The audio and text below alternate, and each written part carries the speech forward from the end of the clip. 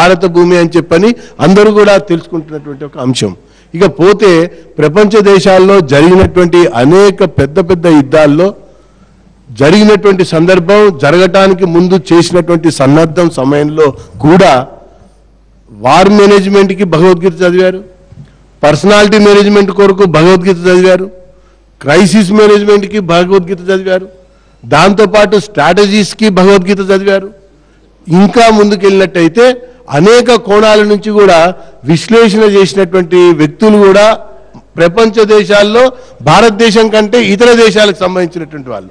ఇక missile experts, లేకపోతే armed forces, ఇంకా ముందుకెళ్తే న్యూక్లియర్ వార్, న్యూక్లియర్ వెపన్స్, దానికి సంబంధించినటువంటి విషయంలో కూడా ఒక్కొక్క సందర్భంలో ఒక్కొక్క అస్త్రాన్ని, ఒక్కొక్క శస్త్రాన్ని, దానికి సంబంధించినటువంటి ఒక మంత్రాన్ని, దాన్ని ఏ రకంగా ఈ సైంటిస్టులు తీసుకుని వారి వారి యొక్క శాస్త్రజ్ఞులు పరిశోధనల్లో వారు తయారు చేసేటువంటి ఒక అస్త్రాల్లో దీనికి ముడిపెట్టి మరి మాట్లాడినటువంటి ఒక సందర్భాన్ని అబ్దుల్ కలాం గారే స్వయంగా ప్రపంచానికి తెలియజేసినటువంటి తర్వాత ఇంకా దాని మీద అది జాతీయ గ్రంథాన్ని ప్రకటించడాన్ని ఎవరన్నా విమర్శిస్తే వాళ్ళు మరి ఎక్కడ ఉండాలి, ఎక్కడ మాట్లాడుతున్నారు, ఏం మాట్లాడుతున్నారు అనేది వాళ్ళ విజ్ఞతకు మనం వదిలేశారు. ధన్యవాదాలు ప్రభాకర్. తర్వాత రెండోది గంగాధర శాస్త్రి గారు, భగవద్గీతను మీరు అనేక సంవత్సరాలుగా ప్రభాకర్ గారు మరి వాజ్పేయి గారు ఉన్నప్పుడు ఎందుకు చేయలేదండి పని?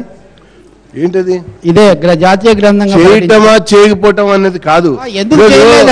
రవి గారు, ఇప్పుడు మీరు హిందూ కోణం నుంచి ఆలోచించకండి, కాసేపు ఈ దేశం సంబంధించినటువంటి విషయంలో ఆలోచించండి. అరే జాతీయ పక్షిగా నెమలిని పెట్టారు. రవి గారు ఒక మాట, జాతీయ పక్షిగా నెమలిని పెట్టారు.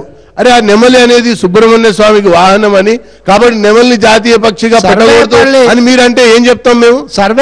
కమలం పువ్వు ఎవరు అనుకున్నా కాకపోయినా జాతీయ పుష్పంగా భారత ప్రభుత్వం గుర్తించినటువంటి ఒక పుష్పము మరి లక్ష్మీదేవి బ్రహ్మకి అది ఒక మన దీనిగా ఉంది అని చెప్పని దాన్ని మీరు గుర్తించొద్దని అంటే ప్రభాకర్ గారు, ఇంకా ముందు రాధాకృష్ణ గారు చెప్పిన ప్రకారం కూడా ప్రభుత్వం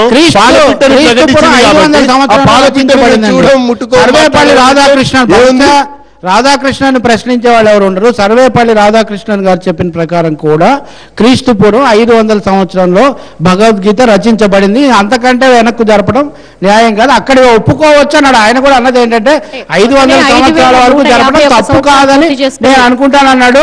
కాబట్టి దాని ప్రాచీనత గురించి చెప్పే వాళ్ళకి ఇది ఒక్క ముక్క చెప్పి ఇంకా నేను తప్పుకుంటున్నాను. గంగాధర శాస్త్రి గారు ప్రముఖ ఆధ్యాత్మిక గాయకులు. గంగాధర శాస్త్రి గారు, కేవలం భగవద్గీత యుద్ధరీతిని మాత్రమే చెప్తోంది, కేవలం హింసను మాత్రమే ప్రేరేపిస్తుంది అంటున్నారు. అంటే సకల మానవాళికి స్ఫూర్తిదాయక శ్లోకాలనే అందించట్లేదా? భారతదేశానికి స్వాతంత్రం వచ్చే నాటికి శ్రీకృష్ణుడు అర్జునుడికి భగవద్గీత ఉపదేశించి 5048 సంవత్సరాలైంది. జ్ఞాన పరిణతి రోజు రోజుకి పెరుగుతుందని అనుకుంటున్న కాలంలో వేదాల సారంగా, ఉపనిషత్ సారంగా, అంటే ఆ స్థాయికి మనలో ఎవరు రాయలేరు. వాళ్ళని మనం నిర్దేశించే స్థితిలో ఇక్కడ కూర్చొని డిస్కస్ చేయడం అనేది అత్యంత దురదృష్టకరం. మొదటిది. రెండవది, భారతదేశంలో ఉన్న ప్రతి భారత జాతీయుడు భగవద్గీత చదువుకున్న సెక్యులర్ కాన్సెప్ట్ కారణంగానే ఇతర దేశాల నుంచి వచ్చిన ప్రతివాడిని తనలో కలుపుకుంటూ ఇవాళ సెక్యులర్ స్టేట్గా, సెక్యులర్ స్థితిలో మనం అందరినీ ఉండగలిగాం. నేను గాయకుడిగా నా అభిప్రాయం, నా గాయకుడిగా నా ఎక్స్పీరియన్స్లో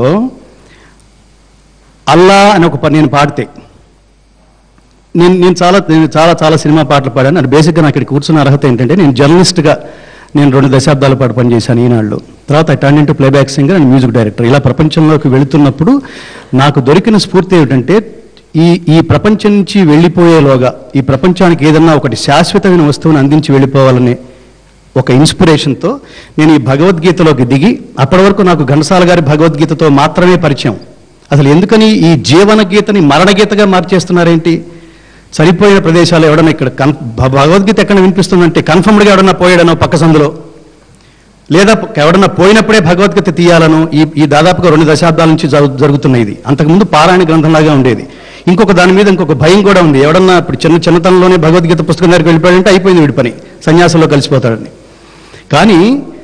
ఒక గాయకుడిగా శాశ్వతత్వం సంపాదించుకోవడం కోసం భగవద్గీతలోకి దిగిన తర్వాత ఒక్కొక్క శ్లోకం శిలలాంటి మనుషుల్ని శిల్పంలాగా చెక్కగలిగే ప్రపంచంలో ఉన్న గ్రంథాల్లో ఒకే ఒక్క ప్రామాణిక గ్రంథం భగవద్గీతని నేను రియలైజ్ అయిన తర్వాత మహాత్ముల సందర్శన వల్ల, మహాత్ముల సహచర్యం వల్ల, మహాత్ముల ఆశీర్బలం వల్ల ఈ భగవద్గీతను కొనసాగించడం జరిగింది. ఈ మొత్తం కంప్లీట్ భగవద్గీతని 8 సంవత్సరాల్లో దీన్ని పూర్తి చేసాం. అతి త్వరలో దీన్ని నరేంద్ర మోడీ గారి చేతుల మీదుగా దీన్ని రిలీజ్ చేయడానికి అత్యున్నత స్థితిలో.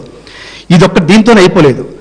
భారతదేశంలో ఉన్న ప్రతి యువతని దేశం వైపుకి భగవద్గీత చదివితే ఏమొస్తుందంటే కర్తవ్యనిష్ట, నిష్కామ కర్మ, ఏ పని చేసినా స్వకల్యాణం కోసం కాకుండా లోక కళ్యాణం కోసం ఆలోచించే శక్తిని, ఆసక్తిని భగవద్గీత ఇస్తుందని ప్రతి శ్లోకం చెప్తుంది. ఇందులో అన్ని శ్లోకాలు చెప్తాను నేను. అసలు ఒక సబ్జెక్టు గురించి మాట్లాడాలంటే ఆ సబ్జెక్టు మొత్తం తీసుకుని 14 మీకు 2వ అధ్యాయంలో 47వ శ్లోకం చెప్పమంటే కర్మణ్యేవాధికారస్తే అని చెప్పగలిగి ఉండాలి డిస్కస్ చేయాలంటే. చక్కటి శ్లోకాన్ని. ఇది కర్మ సిద్ధాంతం. రెండవది, నేను 2 సంవత్సరాల క్రితం అబుదాబి వెళ్ళాను కచేరీ చేయడానికి. హే కృష్ణ ముకుంద మురారి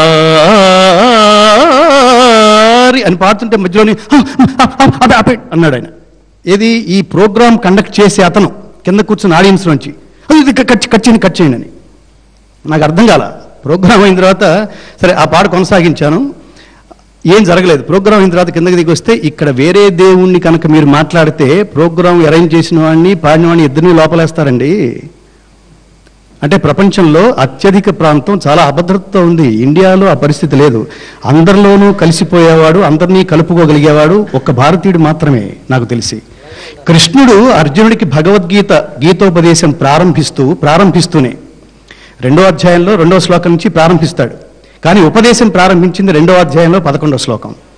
అశోచ్యానన్వశోచస్త్వం ప్రజ్ఞావాదాంశ్చ భాషసే గతాసు నగతాసుశ్చ నానుశోచంతి పండితాః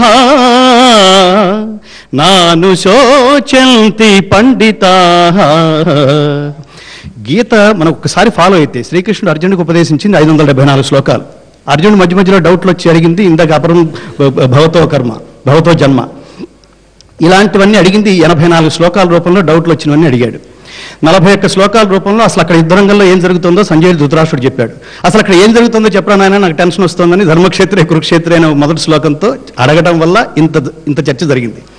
అయితే ఇందులో ప్రారంభించి కర్మయోగం, భక్తి యోగం, జ్ఞానయోగాల పేరుతో ఇవాళ ప్రతి బిడ్డకి స్కూల్లో ప్రాథమిక విద్యలో మనం స్కూల్లోకి వెళ్ళిన పిల్లల్ని ఇంటికి వచ్చిన తర్వాత అడుగుతున్నాం, మ్యాథ్స్లో నీకు ఎన్ని వచ్చినాయి, సోషల్లో ఎన్ని వచ్చినాయి, ఇవన్నీ అడుగుతున్నాం. కాండక్ట్లో ఎన్ని వచ్చింది, స్కూల్లో టీచర్ నిన్ను నీ కాండక్ట్ మీద ఎన్ని మార్కులు ఇచ్చాడు అని ఎవరిని అడగట్లేదు. సో మేము ఏం చెప్తున్నాం అంటే భగవద్గీత మతం కాదు జ్ఞానం. ఇది బాగా రియలైజ్ అవ్వాల్సిన ఎసెన్స్. ఇది భగవద్గీత మతం కాదు జ్ఞానం. భగవద్గీత ఉత్తమ జీవన విధాన మార్గం, ఉన్నత వ్యక్తిత్వ వికాస గ్రంథం. భగవద్గీత బాగా గుర్తుపెట్టుకోవాల్సింది ఈ ప్రపంచం అంతా ఈ ఛానల్ ద్వారా చెప్తున్నాను. భగవద్గీత హైందవ జాతి సముద్ధరణ కోసం ఉద్బోధించబడింది కాదు, మానవ జాతి సముద్ధరణ కోసం ఉద్బోధించబడింది. ఇది చెప్పండి ప్రపంచానికి. భగవద్గీతలో ఎక్కడో అంటే భగవద్గీత ఎంత సార్వజనీన గ్రంథం అనడానికి దృష్టాంతమే ఈ భగవద్గీతలో ఎక్కడా కృష్ణ ఉవాచ అని కనపడదు మిత్రులారా. భగవాన్ ఉవాచ. ఈ భగవంతుడికి మీరు ఏ పేరైనా పెట్టుకోండి, వీడు నావాడని ఈ దేశం ఎప్పుడు చెప్పలేదు గారు. అంటే బాగా స్ఫూర్తినిచ్చిన కోసం ఒకటి కోసం చెప్తే అంటే ఎంత స్ఫూర్తి. అసలు మీరు 100 మల్లెపూలు మనం ఎదుర్కొండా పెట్టి ఒక మల్లెపూ వెతుక్కోమని మనం ఎలా ఉపయోగపడుతుంది. ఇందాక చెప్పిన శ్లోకానికి తాత్పర్యం ఏంటంటే దుఃఖింప తగని వారిని గూర్చి దుఃఖించుచుంటివి. దేని గురించి ఎక్కువ ఆలోచించాలో, దేని గురించి ఎంత ఆలోచించాలో, ఎవరి గురించి ఎంత ఆలోచించాలో భగవద్గీత స్పష్టంగా చెప్తుంది. అందుకని ఉత్తమ జీవన విధాన మార్గమైంది. మీకు శ్రేయాన్ స్వధర్మో విగుణః పరధర్మాత్ స్వనుష్ఠితాత్ స్వధర్మే నిధనం శ్రేయః పరధర్మో భయావహః. మతం అని దంచి కొట్టుకుంటున్నాం మనం. అలెగ్జాండర్ లాంటి వాళ్ళు భారతదేశానికి వచ్చిన తర్వాత సింధు నదీ పరివాహక ప్రాంతంలో ఉన్న వాళ్ళందరినీ సింధూస్ అంట మొదలెట్టి కాలక్రమేణా అది హిందూస్గా మారి ఫైనల్గా హిందూ ఈ జీవన విధానం కాస్త మతంలాగా మార్చేశారు. సంస్కృతంలో మతం అంటే అభిప్రాయం అని అర్థం. ఎవడభిప్రాయం అయితే సార్వజనీనమో, ఎవడభిప్రాయం అయితే దేశ కాల జాత్యాదులకు అతీతంగా వయోవర్గ లింగ విభేదాలు లేకుండా ప్రపంచమంతా ఆచరించగలిగే స్థాయిలో ఉందో అది భారతీయత. వాడు కృష్ణుడు. మీరు లౌకిక చక్షువులతో చూస్తే కృష్ణుడు is the personality development manager, అంతవరకే. మీరు తాత్విక దృష్టితో చూస్తే కృష్ణుడు అంత పరమాత్మ ఇంకొకడు లేడు. ఇంకో శ్లోకం అంటే మీ ధర్మాన్ని మీరు నిర్వర్తించుకోండి. ధర్మం అంటే అన్ని రకాలుగా, ఇప్పుడు స్టూడెంట్స్ ధర్మం ఏంటి?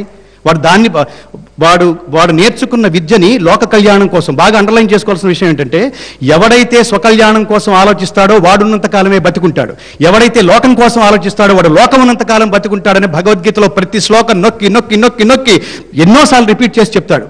అలాంటి లెక్చరర్ శ్రీకృష్ణ పరమాత్మ. అలాగే భగవద్గీత చదివితే ఏమొస్తుందంటే, మన జీవితం అనే డిక్షనరీ నుంచి నేను అనే అహంకారం, నాది అనే మమకారం రెండూ పోతాయి. మీకు ఉదాహరణకి ఒక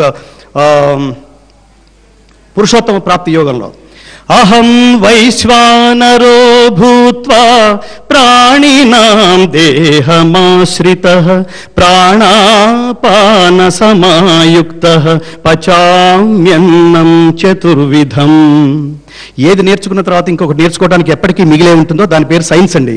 ఏది నేర్చుకున్న తర్వాత ఇంకొకటి నేర్చుకోవడానికి అవసరం ఉండదో, అల్టిమేటో, మోక్ష పదమో, అది spiritual science. That is Bhagavad Gita. కాబట్టి వీడు ఏమని చెప్తున్నాడంటే, మీరు ఈ ప్రపంచంలో ఎవడన్నా కంచంలో అన్నం పెడితే నేను తింటున్నాను అనుకోగలడేమో కానీ నేను జీర్ణం చేసుకుంటున్నాను అనుకోగలిగే అహంకారం ఎవరికైనా ఉంటుందా? నేను తింటున్నాను అనుకోవచ్చు, అయితే ఎవరు దీన్ని జీర్ణం చేస్తుంది అంటే ఆ నెక్స్ట్ లెవెల్కి ఏదైతే సైన్స్ సమాధానం చెప్పలేదో, సైన్స్ ఎంతవరకు చెప్తుందంటే ఆక్సిజన్ 1 మాలిక్యూల్, హైడ్రోజన్ 2 మాలిక్యూల్స్ కలిస్తే ఒక నీటి బిందువు వరకు చెప్పగలదు, కానీ ఈ కలిసే ధర్మాన్ని ఎవడు నియంత్రించాడు అనేది మాత్రం చెప్పలేదు. అందుకని మీకు ఇంకా చాలా గొప్ప ఉదాహరణ చెప్తాను ఈ ఛానల్ ద్వారా. ఎందుకు ఇది జాతి, మనం దీన్ని లిమిట్ చేస్తున్నామండి. ఇది కృష్ణుడు చెప్పిన భగవద్గీతని మన ఇందాక మనం రాజ్యాంగ నిర్మాణంలో కూడా మనం చూడండి, చాలా కాలం క్రితం వరకు భగవద్గీత మీద ప్రమాణం చేసి అంతా నిజమే చెప్తున్నానని మాట్లాడేవాళ్ళం. అది దాని మీద ప్రమాణం చేసి అందరూ అబద్ధాలు చెప్పడం మొదలెట్టిన తర్వాత తీసేసాం. అది రాజ్యాంగ నిర్మాణానికి కూడా భగవద్గీతను బేస్గా తీసుకున్నారు. ఎందుకని మీ శరీరం అయితే, మీ జీవితం అయితే మీరు ఆత్మహత్య చేసుకుంటే తీసుకెళ్ళి జైల్లో వేయటం ఏంటండి? దాన్ని ఆత్మహత్యను, ఆత్మదాకా వెళ్ళి డిస్కస్ చేసిన, ఎందుకు ఒక మనిషి అలాగే పుడుతున్నాడు, ఎందుకు ఒక మనిషి అలాగే ప్రవర్తిస్తున్నాడు, ఇదంతా ఆత్మతత్వం దాకా వెళ్ళి డిస్కస్ చేసిన దేశం ఒక భారతదేశం మాత్రమే. కాబట్టి స్పిరిచువాలిటీ ఏంటంటే ఉన్నతమైన మార్గం వైపుకి, ఉత్తమమైన జీవన విధాన మార్గాన్ని కనుక ఏదైతే ఒక సిలబస్ బుక్ ఉంటుందో ఆ సిలబస్ బుక్ వేరే భగవద్గీత. దీనికి ఒక దృష్టాంతం చెప్తాను. భారతదేశానికి స్వాతంత్రం, మీరు సైన్స్ మార్గంలో కూడా మనం మాట్లాడుతున్నాం. భారతదేశానికి స్వాతంత్రం వచ్చే 2 సంవత్సరాల ముందు, అంటే 1945 జూన్ 16వ తేదీన ప్రపంచానికి సంబంధించి ఒక అత్యద్భుతమైన ఇన్సిడెంట్ జరిగింది. దాని పేరు అణుబాంబు టెస్ట్. ఈ అణుబాంబు టెస్ట్ ఎక్కడ జరిగిందంటే అమెరికా సమీపంలోని న్యూ మెక్సికో అనే ప్రాంతంలో, దాని సమీపంలో ఆల్మగార్డో అనే ఎడారిలో జరిగింది. ఈ న్యూక్లియర్ టెస్ట్కి 5 సైంటిస్టులు నియమింపబడ్డారు. ఈ 5 సైంటిస్టులకి అధ్యక్షుడి పేరు రిచర్డ్ ఓపెన్ హ్యామర్. ఈ ఓపెన్ హ్యామర్ ఫ్యామిలీ బ్యాక్గ్రౌండ్ ఏంటంటే, వీళ్ళు జర్మనీ దేశానికి చెందిన వాళ్ళు. ఆ తర్వాత కాలంలో ఓపెన్ హ్యామర్ ఫాదరు, పేరెంట్స్ అమెరికాలో న్యూయార్క్లో స్థిరపడ్డారు. స్థిరపడ్డ 25 సంవత్సరాల తర్వాత ఈ ఓపెన్ హ్యామర్ పుట్టాడు. ఓపెన్ హ్యామర్ పుట్టిన 25 సంవత్సరాల తర్వాత నేను ఇండియా వెళ్ళి నేను భగవద్గీత చదువుకోవాలని పేరెంట్స్కి ఇన్ఫర్మేషన్ ఇచ్చారు. వాట్ ఈజ్ భగవద్గీత అని అడిగాడు. ఇది అంటే ప్రపంచం అంతా నేర్చుకోవాల్సిన ఎటర్నల్ సబ్జెక్ట్ ఏదైతే ఉందో ఆ స్పిరిచువల్ నాలెడ్జ్. గంగాధర శాస్త్రి గారు, మల్లాది శ్రీకాంత్ గారు, ప్రముఖ ఆధ్యాత్మికవేత్త. కాదు, ఇది కంటిన్యూ చేయండి మీరు చెప్పండి. ఇది అలా అన్నాడు అతను ఇండియా వచ్చాడు. వచ్చి భగవద్గీత చదువుకోవటం కాదు, భగవద్గీతని చదవటం అంటే అర్థం చేసుకోవటం అంటే ఆచరించటం. అంత సబ్జెక్ట్ అన్న విషయం అతనికి అర్థమైన తర్వాత, ఇది నేర్చుకోవడానికి ముందు సంస్కృతం నేర్చుకోవాలని తెలుసుకున్న తర్వాత, సంస్కృతం నేర్చుకుని తర్వాత ఈ భగవద్గీత నేర్చుకుని ఈ ఆనందంలో అతను తిరిగి వెళ్ళాడు.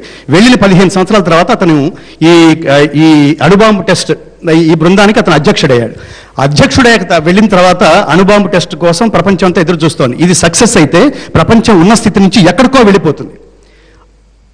ఆ ట్రిగ్గర్ నొక్కబోతున్న టైంలో కౌంట్ డౌన్ స్టార్ట్ కాబోతోంది.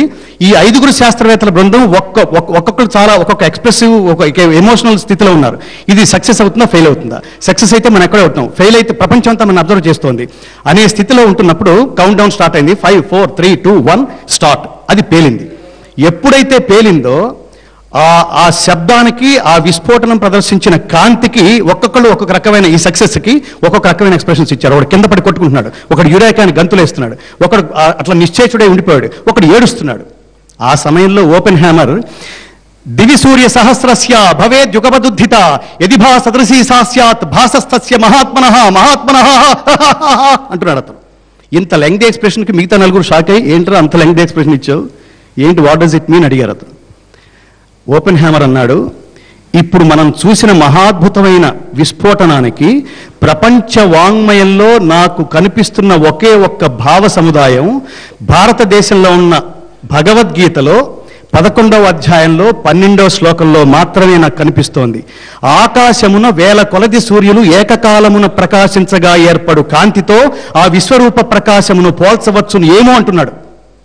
సో ఇది చెప్పిన తర్వాత బాటం లైన్ ఏంటంటే, ఇది జరిగిన ప్లేస్లో, ఈ అణుబాంబు విస్ఫోటనం ఈ ప్రయోగం జరిగిన ప్లేస్లో ఒక స్తూపం నిర్మించబడింది. ఆ స్తూపం మీద ఈ శ్లోకం రాయబడింది, where Bhagavad Gita has been placed.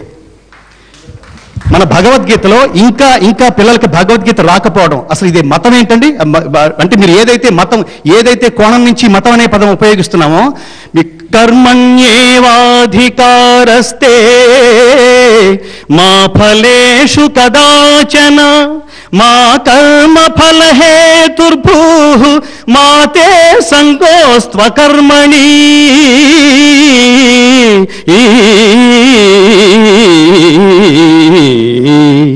ఎందుకు అది పర్సనాలిటీ డెవలప్మెంట్ డిస్కోర్స్ అయింది భగవద్గీత? కర్మాచరణమునందే నీకు అధికారం కలదు, కానీ దాని ఫలితము పైన లేదు. అంటే ఒక పని ప్రారంభించినప్పటి నుంచి ఒక పని పూర్తయ్యే లోప ఒక నిమిషం, ఒక పని ప్రారంభించినప్పటి నుంచి ఒక పని పూర్తయ్యే లోపల ఒక్క నిమిషం గంగాధర శాస్త్రి గారు మళ్ళీ మీ దగ్గరికి వస్తామండి. ఒక్క నిమిషం, దీనికి తాత్పర్యం చెప్పేసిన తర్వాత మీరు ఇంకోటి చోట.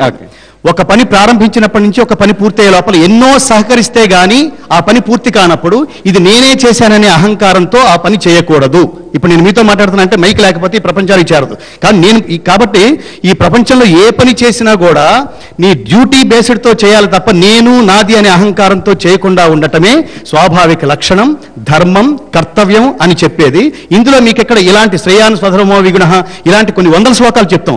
ఏ శ్లోకంలోనూ ఇందులో మా మతంలోకి చెప్పడు.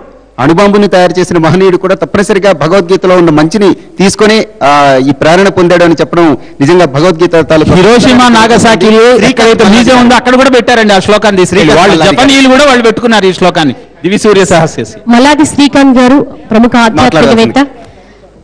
ఈ పుణ్యభూమి మీద రామాయణ ఒక్క నిమిషం, వారు చెప్పారు కర్మణ్యేవాధికారస్థ మంచిదే, అన్ని శ్లోకాలు నోటికి రావాలి, నాకు రాదు మన్నించండి, నేను అజ్ఞాని.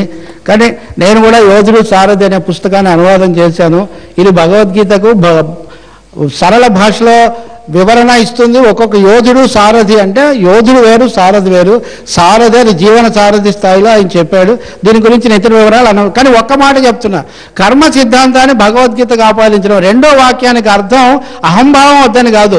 ఏ క్షణంలో అయితే నువ్వు ఫలాన్ని కర్మను కలిపి చూస్తావో నీకు అకర్మాన్ని అంటే పని చేయకుండా ఉండే లక్షణం నీకు వస్తుంది, విత్డ్రాయల్ టెండెన్సీ వస్తుంది.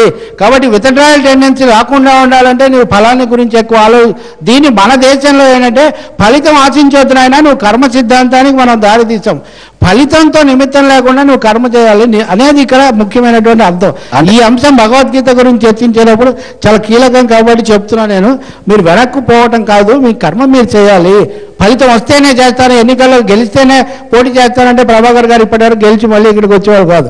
ఉదాహరణకు 2 సార్లు ఓడిపోయినా పోటీ చేశారు కాబట్టి మళ్ళీ వచ్చారు. కాబట్టి దానికి మనం రివర్స్ మీనింగ్ చెప్పుకుంటున్నాము. రెండవ మాట, సర్వేపల్లి రాధాకృష్ణన్ గారు ఆయన మరి ప్రశ్నిస్తున్నారేమో, పండితులు ఎవరు నాకు తెలియదు.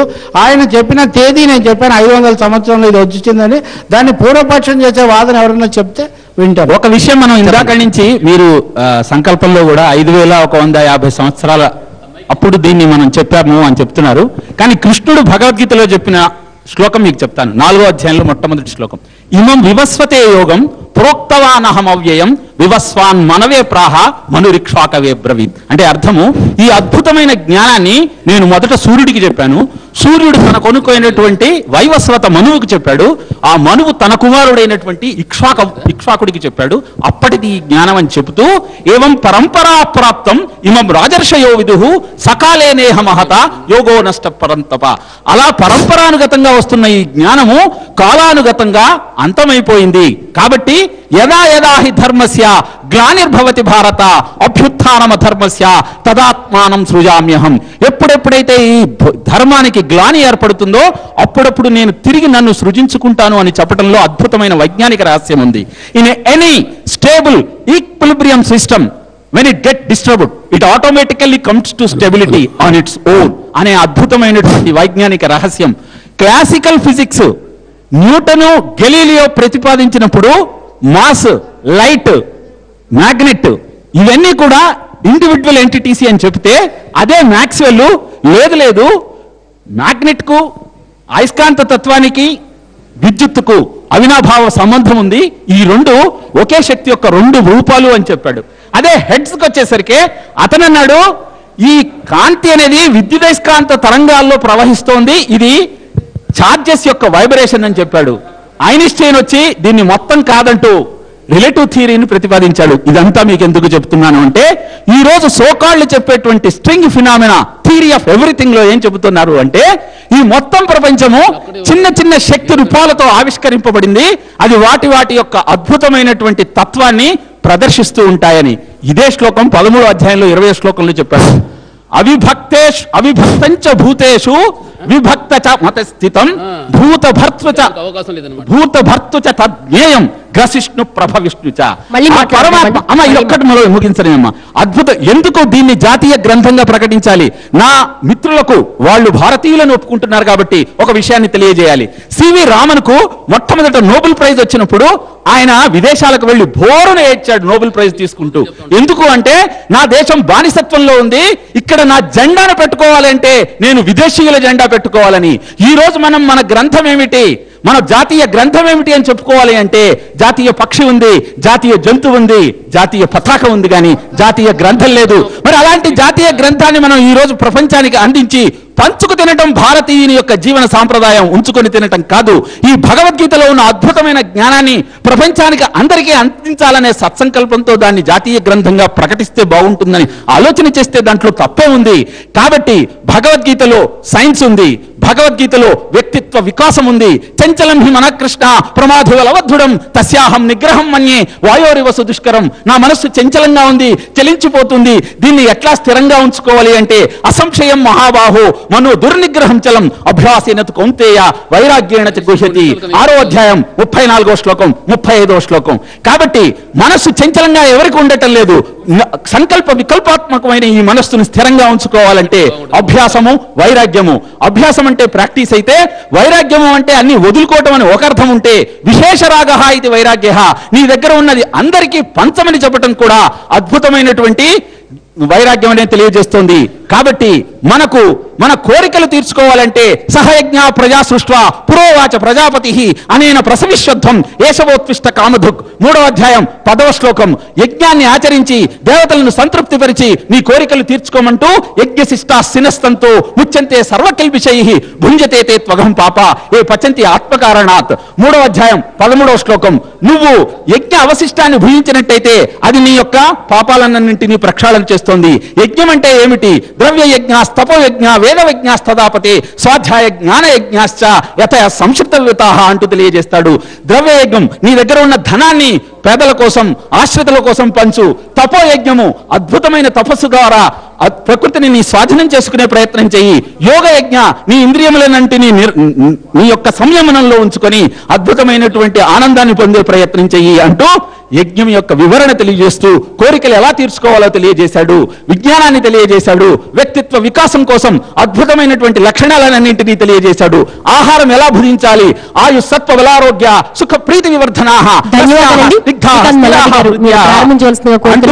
అద్భుతమైన తెలియజేశాడు. పవిత్ర గ్రంథాలు ఉండగా కేవలం భగవద్గీతను మాత్రమే జాతీయ హోదా కల్పించడం అనేది ఎంతవరకు ఆమోదనీయం?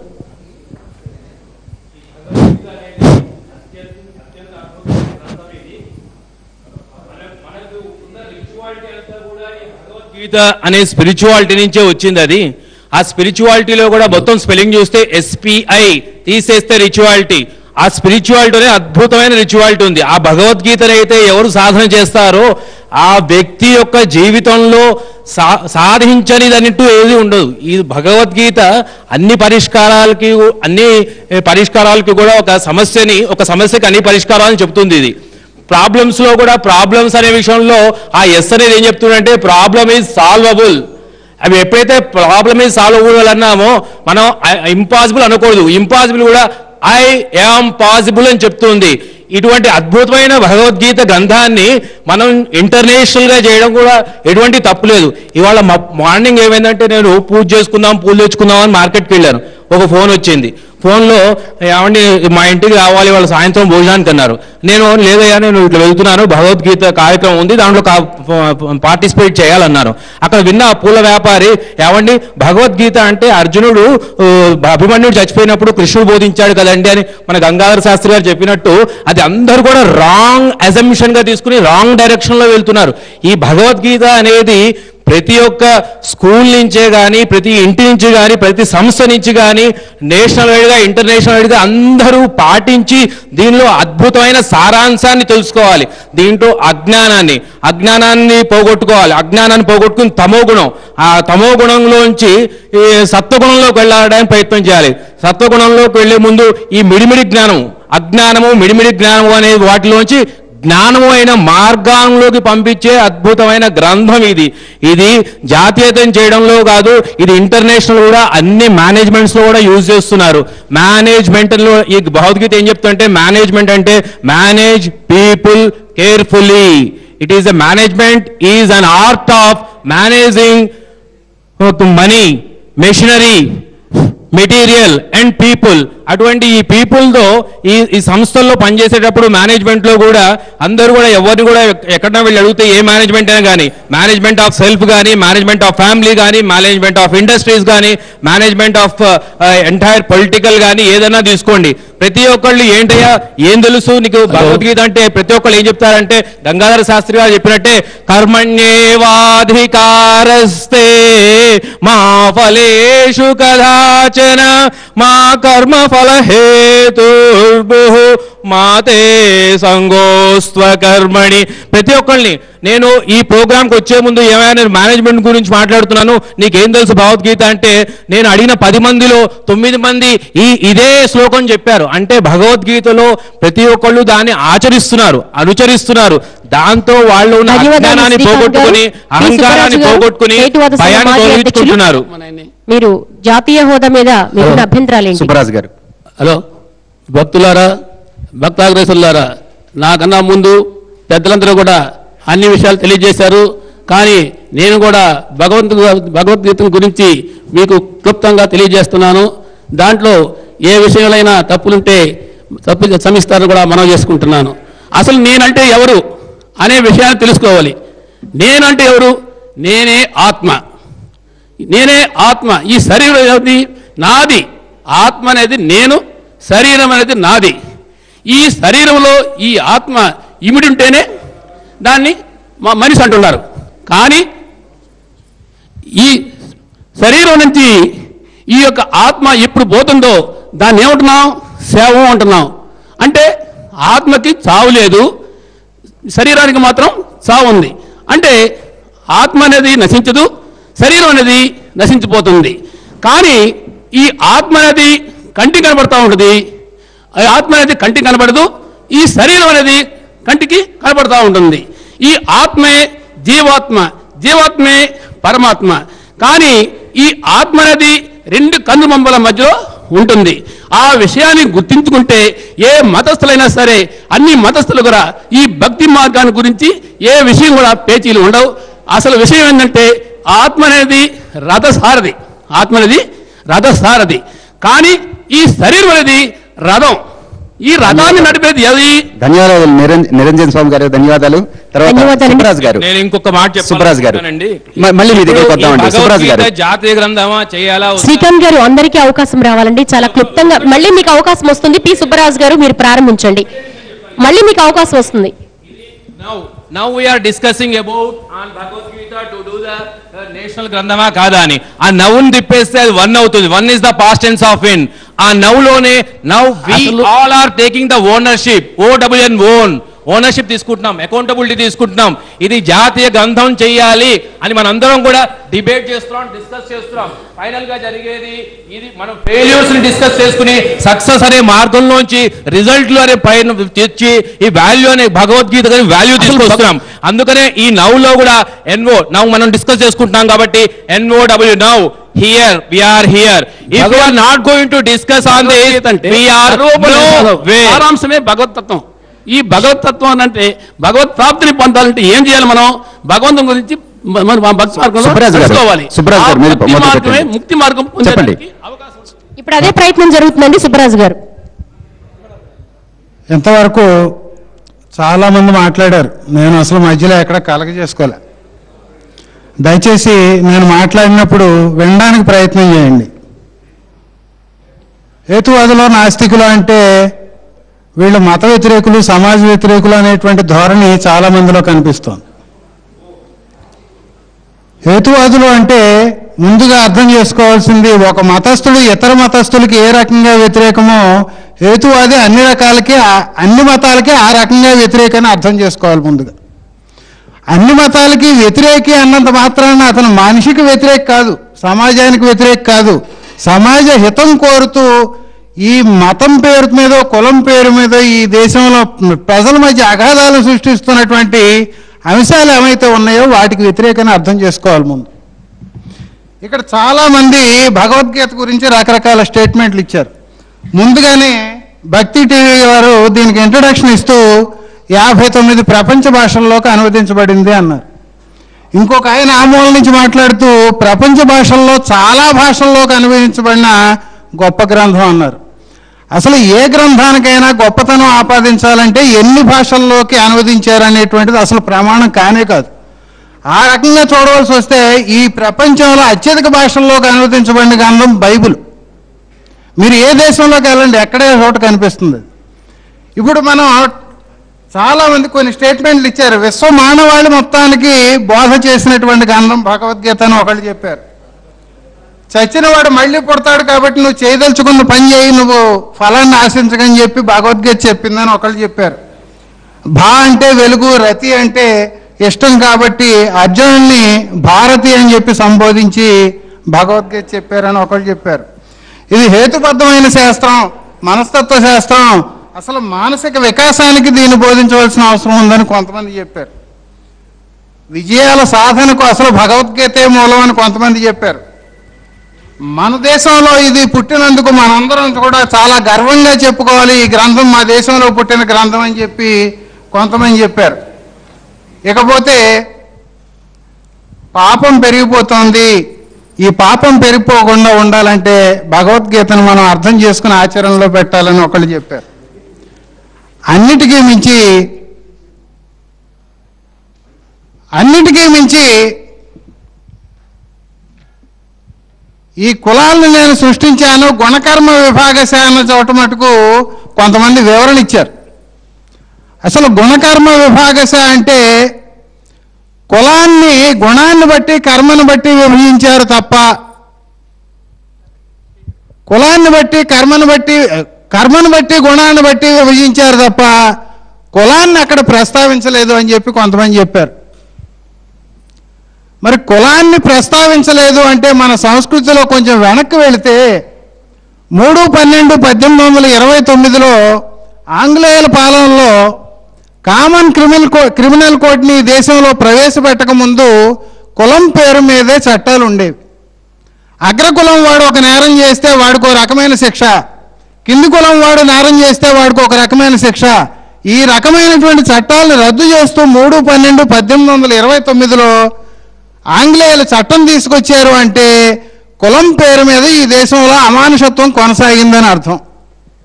ఈ దేశంలో అగ్రవర్ణాల్లో పుట్టినటువంటి స్త్రీలకి ఎందుకు చెబుతున్నానంటే ఇదంతా ఈ గడ్డ మీద పుట్టి మన సంస్కృతిని కించపరచడానికి హేతువాదులు వచ్చారు అని చెప్పి ఇందాక ఒక ఆయన కామెంట్ చేశారు. అసలు మన సంస్కృతి ఏమిటి అని మనం ప్రశ్నించుకుంటే సతీ సహగమనం మన సంస్కృతిలో భాగం. కులం పేరుతో మనుషులను జంతువుల కన్నా హీనంగా చూడడం మన సంస్కృతిలో భాగం. బాల్య వివాహాలు చేయడం మన సంస్కృతిలో భాగం. భర్త చచ్చిపోతే మళ్ళీ మారు మనం చేసుకోకూడదు, పునర్వివాహానికి హక్కు లేదు అని చెప్పినటువంటి సంస్కృతి మన సంస్కృతిలో భాగం. మరి వీటినన్నింటినీ ఇవాళ మనం ఆమోదిద్దామా? వీటినన్నింటినీ కూడా నిషేధిస్తూ అనేక చట్టాలు తీసుకొచ్చి వేళ మంచి చట్టాలు చేసుకున్నామా అని ఇవన్నీ ఇట్లాంటి విషయాలపై ఏముంటుంది భగవద్గీతలో? ఇలాంటి విషయాలు భగవద్గీత వచ్చేటప్పటికి ఈ రకమైనటువంటి వాదనని వ్యతిరేకించే వాళ్ళంతా కూడా ఈ సంస్కృతిని వ్యతిరేకించే వాళ్ళే. వేదాల సారం ఉపనిషత్తులు చెబుతున్నాయి, ఉపనిషత్తుల సారం భగవద్గీత చెబుతోంది. కాబట్టి ఈ భగవద్గీతలో సైన్స్ కూడా ఉంది, జ్ఞానం ఉంది అని చెబుతున్న వాళ్ళు ఈవేళ భగవద్గీతను మాత్రమే తమ పిల్లలకి నేర్పించడానికి సిద్ధంగా ఉన్నారా? అట్ ది సేమ్ టైం రాజ్యాంగాన్ని రాసుకున్నప్పుడు మత గ్రంథాల ఫోటోలు కూడా ఉన్నాయని చెప్పి కొంతమంది చెబుతున్నారు. సెక్యులర్ అనేటువంటిది 1976లో చేర్చారు కాబట్టి ఈ సెక్యులర్ అనే దానికి విలువ ఇవ్వక్కర్లేదని కొంతమంది చెబుతున్నారు. అసలు మనం ఏమి రాసుకున్నప్పటికీ కూడా రాజ్యాంగం ప్రకారం చూసినప్పుడు అందులో ఏ ఏ హక్కులు, ఏ ఏ బాధ్యతలు, ఏ ఏ జాగ్రత్తలు తీసుకున్నారో దాన్ని బట్టి ప్రస్తుతం ఫోర్స్లో ఉన్నటువంటి రాజ్యాంగాన్ని మనం గౌరవించవలసిన అవసరం ఉంది. ప్రస్తుతం ఫోర్స్లో ఉన్న రాజ్యాంగం ప్రకారం ఇది సెక్యులర్ స్టేట్ అని చెప్పుకున్నాం. సెక్యులర్ అనే పదాన్ని 1840లో జీజీ హోలియోక్ అనే అతను సృష్టించాడు. ఆ పదాన్ని సృష్టించినటువంటి వ్యక్తి నాస్తిక స్వభావం నుంచి సెక్యులర్ అనేటువంటి పదాన్ని సృష్టించాడు. సెక్యులర్ అనే దానికి అర్థం ఏమిటి? ఏ మతం గురించి కూడా నేను పట్టించుకోను అనేటువంటి భావనతో వెళ్ళాలి. సెక్యులర్కి తెలుగులో అర్థం ఏం చెప్పుకుంటున్నాం? లౌకికవాదం అని చెప్పుకుంటున్నాం. లౌకికము అంటే ఈ లోకానికి సంబంధించిందని అర్థం, అలౌకికము అంటే పరలోకానికి సంబంధించిందని అర్థం. పి సుబ్బరాజు గారు, మీరు ఒక్క ముక్కలో తేల్చేయండి, మీరు వ్యతిరేకిస్తున్నారా ఆమోదిస్తున్నారా? ఇప్పుడు మనం సెక్యులర్ స్టేట్ లో ఉన్నాము అంటే ఎందుకు పెట్టారు దీన్ని? ఒక్క హిందువులే కాకుండా క్రైస్తవులు ఉన్నారు, ఇస్లాం మతానికి చెందిన వాళ్ళు ఉన్నారు, బుద్ధిస్టులు ఉన్నారు, సిక్కులు ఉన్నారు, పార్సీలు ఉన్నారు. టెక్నికల్ గా సిక్కులు హిందూ మతంలోకి రావచ్చు, కానీ ఇక్కడ ఇది అసలు మత గ్రంథమే కాదని చెప్పి కొంతమంది చెబుతూ లౌకిక రాజ్యంలో సాధ్యం కాదంటారు. మీరు ప్రారంభించండి. ఒక పక్క భగవద్గీత గ్రంథమే కాదని చెబుతున్నారు, కానీ మరో పక్క దేవుడు చెప్పాడని చెబుతున్నారు, ఉందని చెబుతున్నారు. భగవద్గీతను గురించి మనం పరిశీలన చేసేటప్పుడు మనం ఒక విషయం తెలుసుకోవాలి. మనందరం మానవులమే. మనం జ్ఞానాన్ని గ్రహించటానికి ఇంద్రియాలని వాడుతూ ఉంటాం. జ్ఞానేంద్రియాలని, కర్మేంద్రియాలని అంటూ ఉంటారు. కన్ను, ముక్కు, చెవు ఇవన్నీ ఇంద్రియాలు, మన శరీరంలో ఉన్న ఇంద్రియాలు. లౌకికమైనటువంటి ప్రపంచంలో భౌతికమైనటువంటి విషయాల్లో కూడా ఇంద్రియాలకు పట్టుబడినటువంటి విషయాలు ఉంటాయి. ఉదాహరణకి రోగి యొక్క శరీరంలో రోగానికి కారణమైనటువంటి క్రిములు కొన్ని ఉంటాయి, బ్యాక్టీరియా, వైరస్ ఇట్లా అంటూ ఉంటారు. వాటిని మనం కంటితో మనం చూడలేం, కానీ అవి చూడాలి అంటే మైక్రోస్కోప్ పెట్టుకుని భూతద్దం సహాయంతో చిన్న క్రిములను కూడా చూడగలుగుతాం.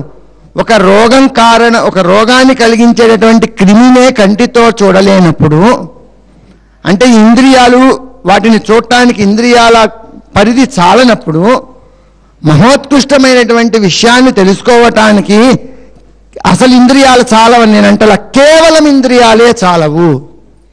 అసలు ఇంద్రియాల ద్వారా మనం తెలుసుకోలేమని అంటలా, కేవలం ఇంద్రియాలే చాలవు. ఇంద్రియాలతో పాటు కొంత సాధన కావాలి.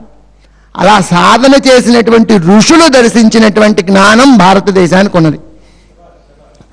భారతదేశానికి ఉన్నటువంటి జ్ఞానము ఎటువంటి జ్ఞానం అంటే స్వకపోల కల్పితాలు కాదు. నా బుర్రకు తోచింది కాబట్టి నేను చెప్తున్నాననో, నాకు అనిపించింది కాబట్టి నేను చెప్తున్నాననో వాళ్ళెవ్వరూ చెప్పలా.